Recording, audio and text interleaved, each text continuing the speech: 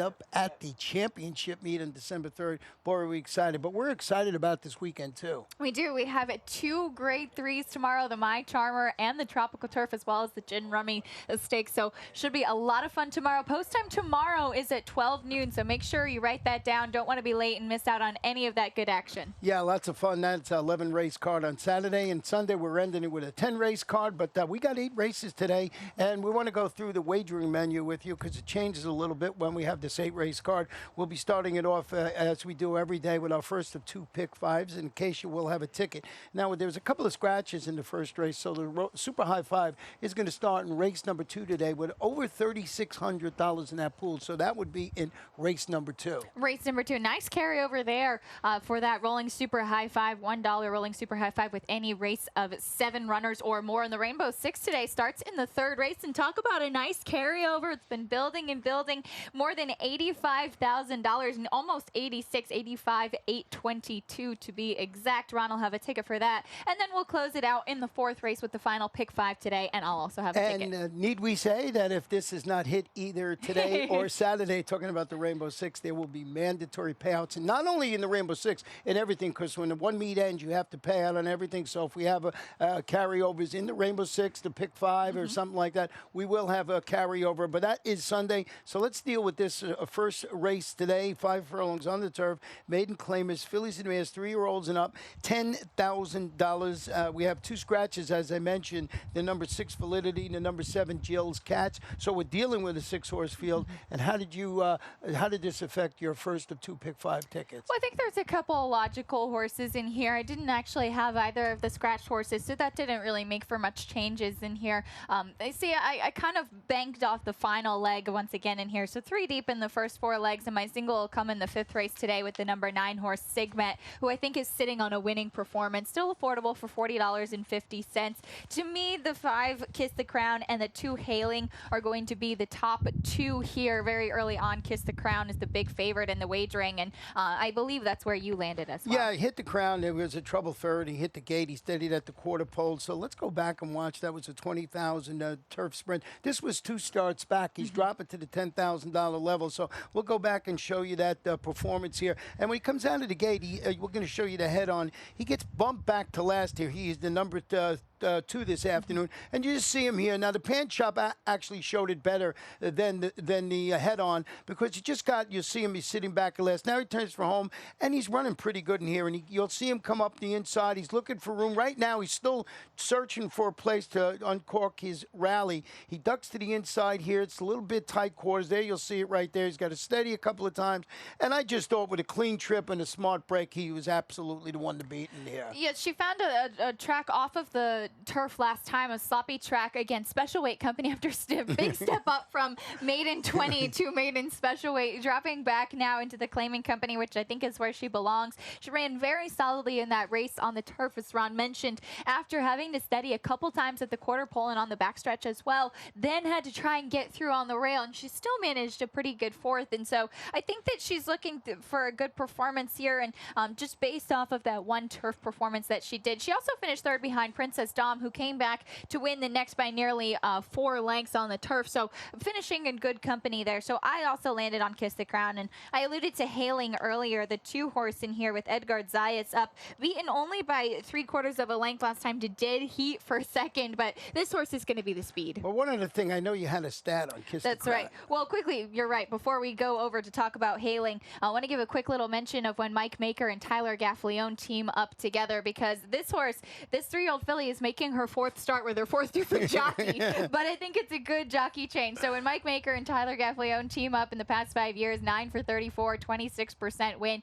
68% of the time in the money, and a nearly even ROI of 196. Yeah, I mean, 26%, that's worth mentioning. And as you mentioned, they've been playing musical jockeys. So Kiss the Crown. And when you mentioned the horses that you used on your ticket, I agree with you. The Kiss the Crown and the 2 Hailing were the 2 logical choices in the opening. And now we'll talk about the 2 Hailing, who again will be the speed, and their past 2 turf races have been very strong. Yeah, she went up. She set the pace in there, and she just got caught late dead heat for a second at this level and distance. Edgar Zayas is the man you want at the controls. I think that he'll be able to give this horse a better chance through the stretch to get the job done. And the number 8 Table of Elements is making her third start now off of a layoff. She was on the bench for about 11 months, came back, ran a pretty disappointing race in October.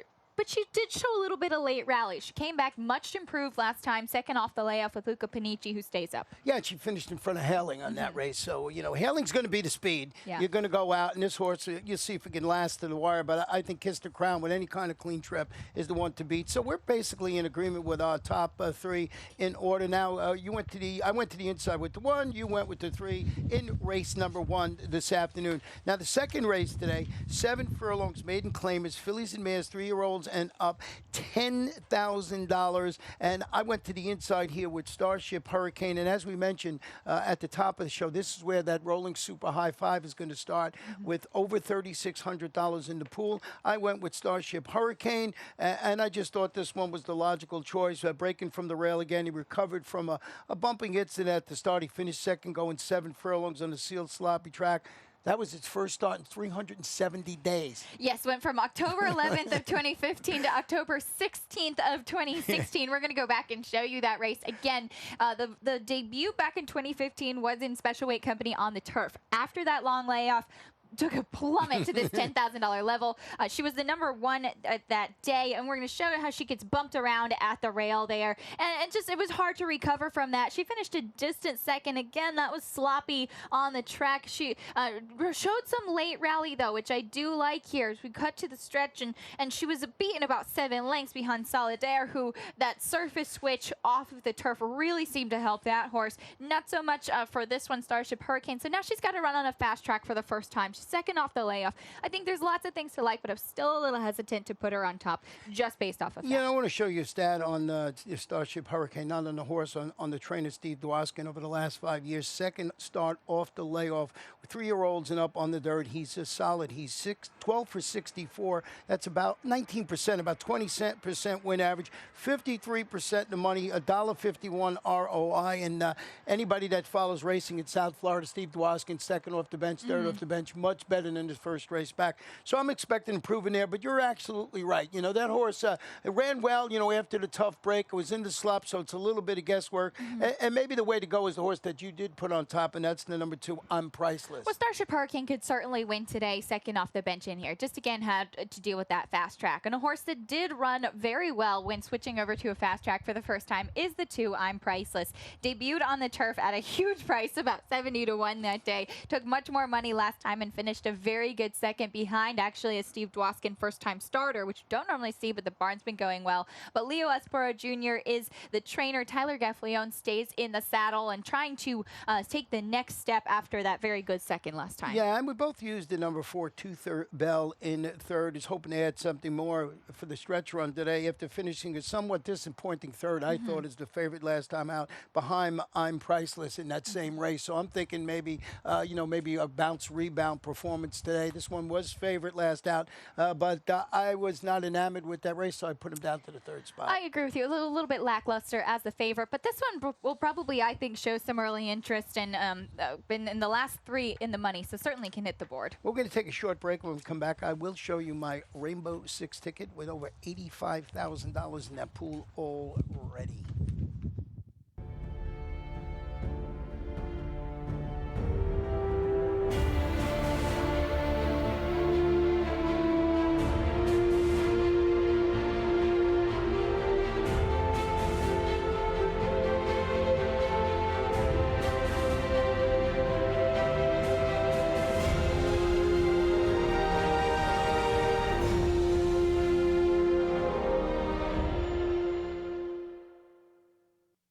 January 28th at Gulfstream Park, an icon takes flight.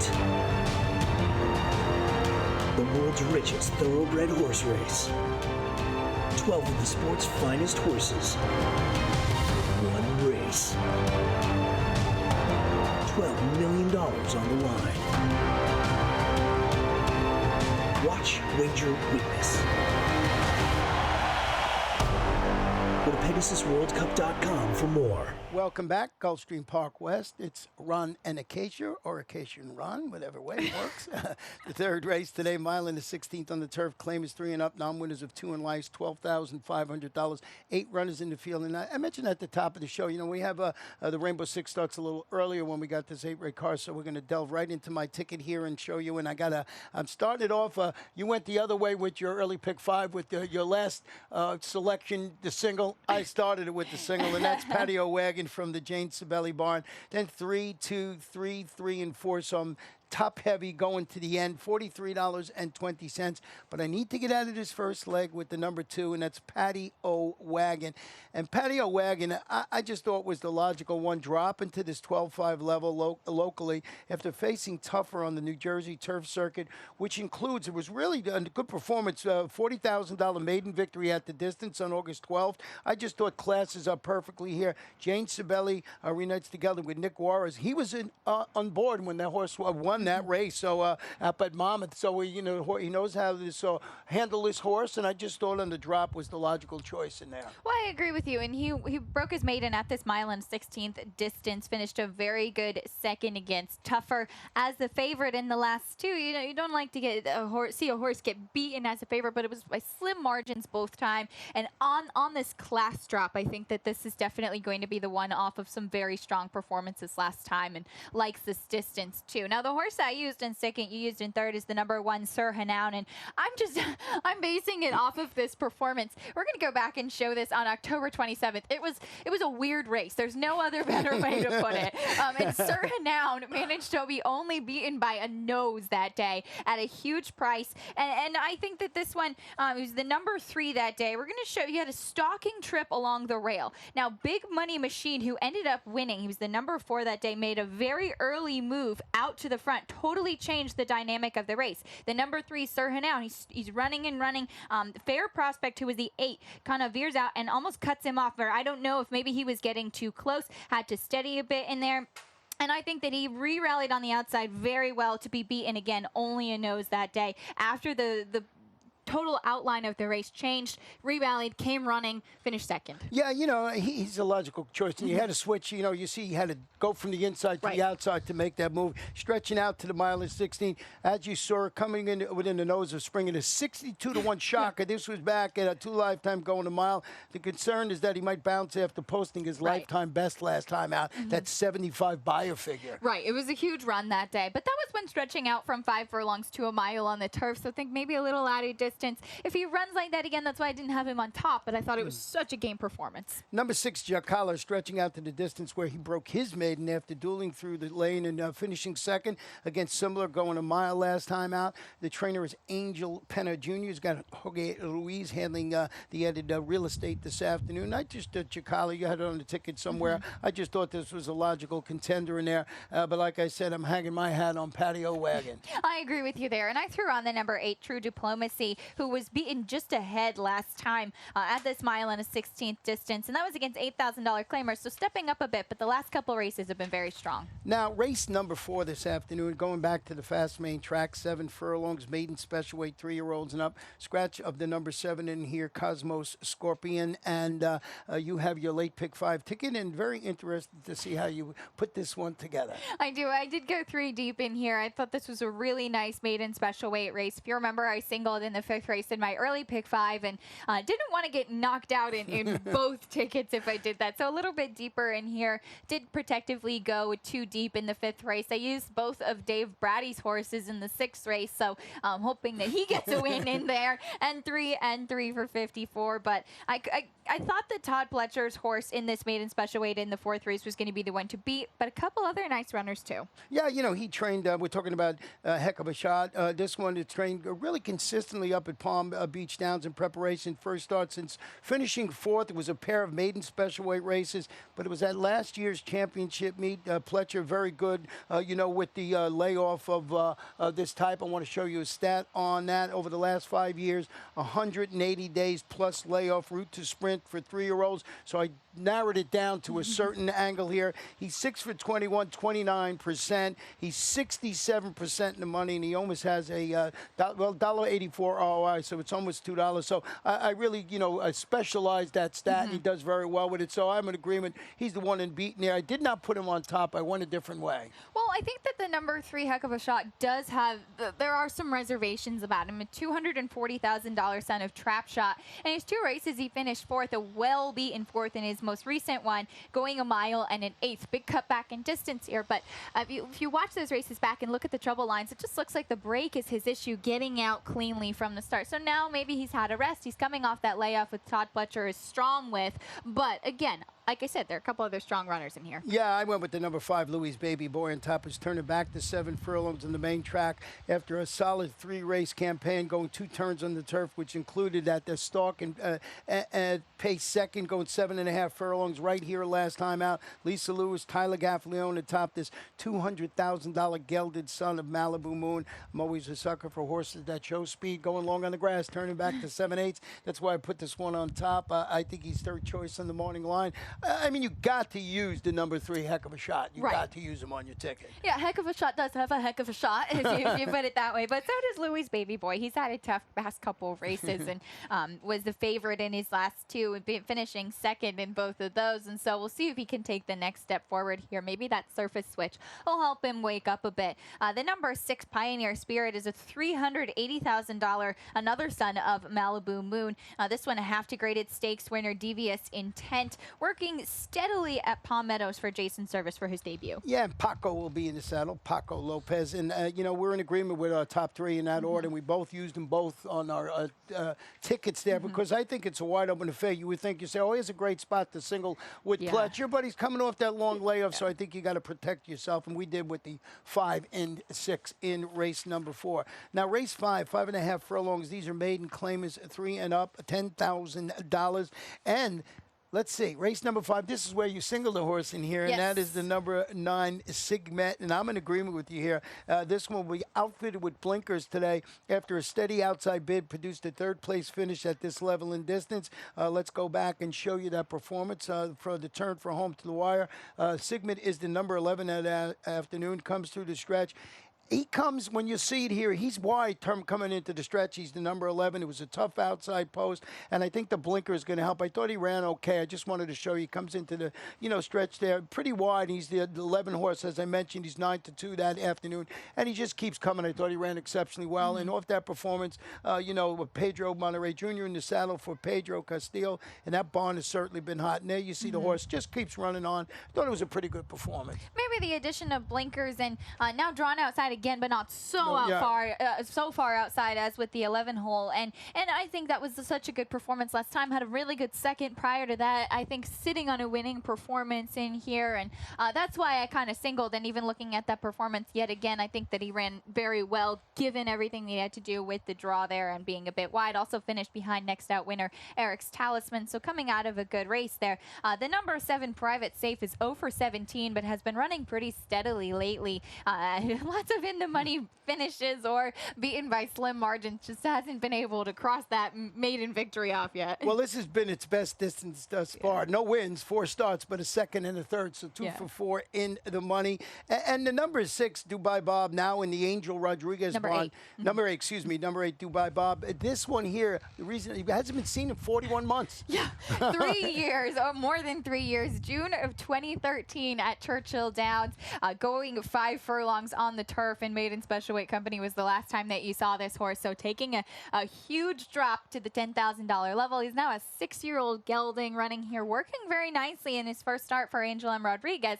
I just, off of such a long layoff, I couldn't put this horse higher. Well, he's got that half-mile bullet, as you mentioned, on November 6th in 47 flat. And this barn, these connections are known to want to win, and they'll drop him and put him in. But, it's a 41-month layoff, so we'll see how that works out. But one that I can understand you leaving it off the ticket, but I sort of had to save it, just knowing the connections and see what happens there. So, but Sigmund, I'm in agreement. We both have that one on the top. Now you went to the number 2, and that is a Vineyard Storm. Well, this one from the barn of Kathleen O'Connell, actually 20-1 on the morning line, but had a sloppy track last time. And this one, it just looks like he's had a hard time finding a good spot and a clean trip. And I think he'll show some speed as well, hoping maybe he's just a slow learner.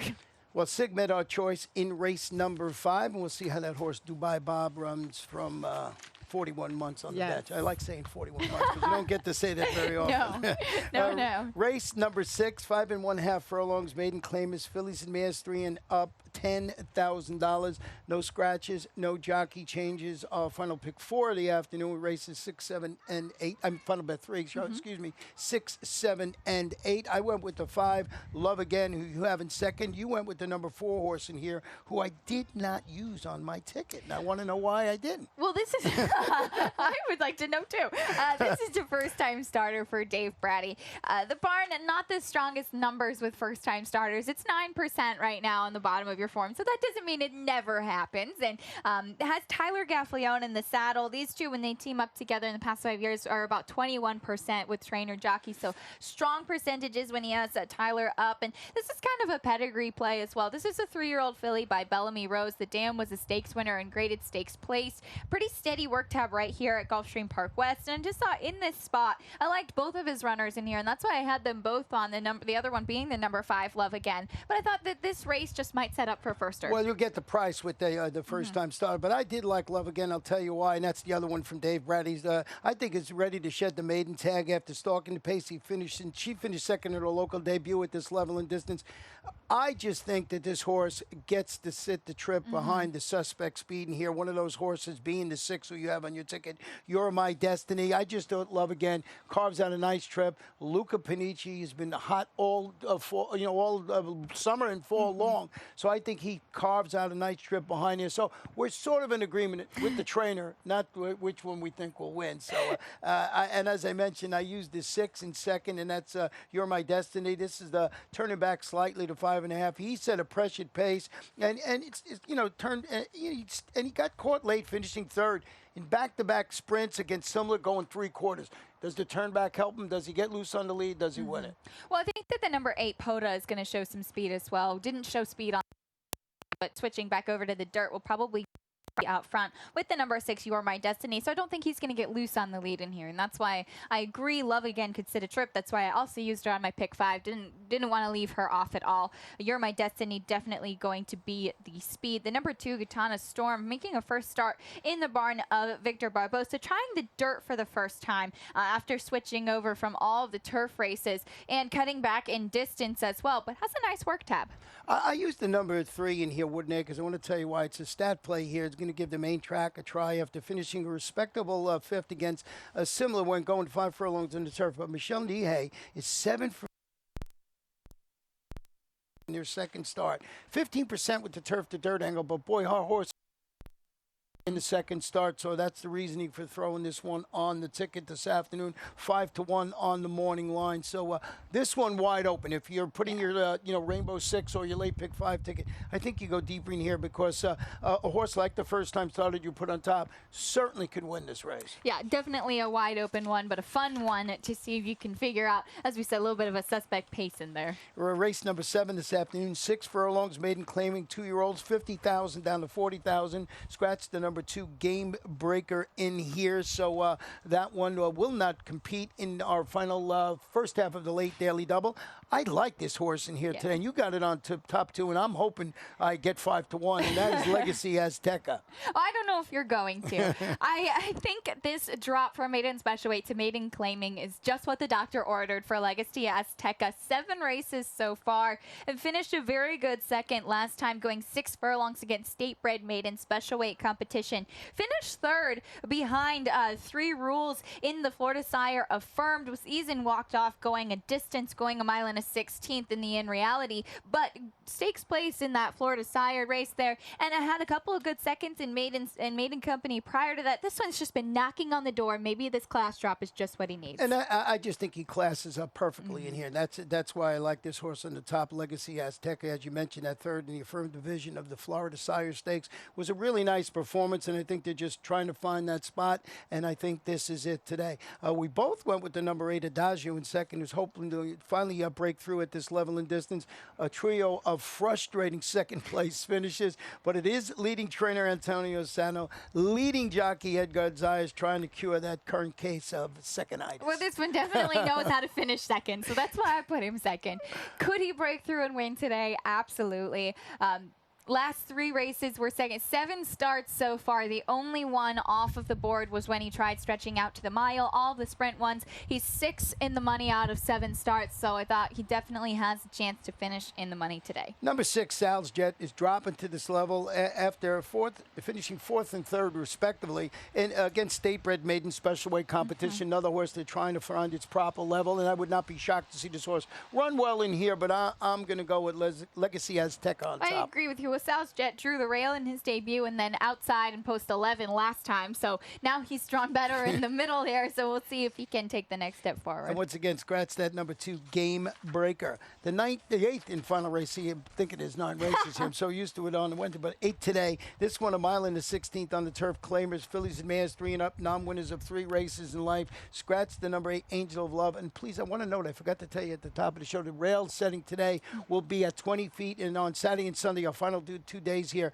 we'll run 0 rail setting. But today, it is set at 20 feet. So they'll be out a little bit today. Now, here we are, not in agreement at all in this final race. I did go to the outside with the number 10, Chanabella, who's stretching out in distance to this mile and a 16th once again, where she's 1 for 1. She's been in really good form lately in her last couple of races. Yeah, you know, I was not enamored with the outside post, so I went for a horse that is mid-pack in here, and that's the 5, Miss Swift Kitty, now in the Dale Bennett barn. This is a daughter of Tail of the Cat, debuts locally. She ended her turf campaign at Arlington with a well-meant 2nd place finish against non-winners of 3 lifetime runners, going a mile in the 16th. That was a good turf course that afternoon.